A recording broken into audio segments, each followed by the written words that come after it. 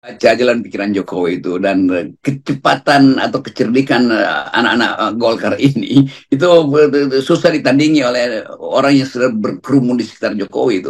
Jadi ini bagus juga kita mulai ada dalam satu kompetisi yang di dalamnya ada taktik dan strategi itu. Nah mungkin secara taktik masih disimpan oleh Golkar, masih disimpan oleh Gerindra, tetapi saya menduga keras atau menghitung secara kuat Pak Prabowo pun pada akhirnya harus keluar dari tuntunan Jokowi, karena kader-kader Gerindra juga tahu bahwa oke lah Pilpres sudah selesai, tapi jangan terus-menerus Gerindra itu dijadikan sekedar proksinya Jokowi. Golkar juga berpikir begitu, dan sangat mungkin ada koordinasi diam-diam itu tacit agreement antara anak-anak muda Gerindra dan anak-anak muda di Golkar untuk mulai balelo tuh, karena menghitung bahwa lame duck itu nggak mungkin sayapnya makin lama makin kuat, justru makin lemah sayapnya itu. Jadi bebek yang sudah lemah itu sayapnya juga pasti tidak bisa digerakkan lagi, dan Jokowi ada di dalam kondisi bebek yang senang melemah. Kita kasih catatan ya bahwa kita pakai istilah bebek lemah itu dalam pengertian satir atau apa namanya, perumpamaan dalam bahasa Inggris lame duck gitu, bukan sekedar kita mengatakan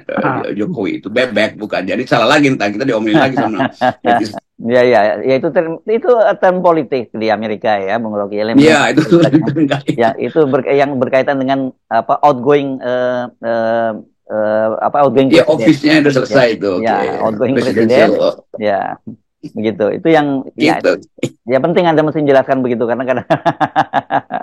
Oke, kita lanjutkan ya. Saya kira sebenarnya kemudian ketika berkaitan dengan kepentingan-kepentingan internal, ya partai-partai koalisi ini tidak solid. Mereka hanya solid ini ketika bilang Pilpres kemarin dan kemudian soal bagi-bagi kekuasaan. Dan saya kira kalau toh kemudian nanti mereka itu masih tunduk, porosnya itu bukan lagi Pak Jokowi, tapi porosnya pada Pak Prabowo karena presidennya Pak Prabowo.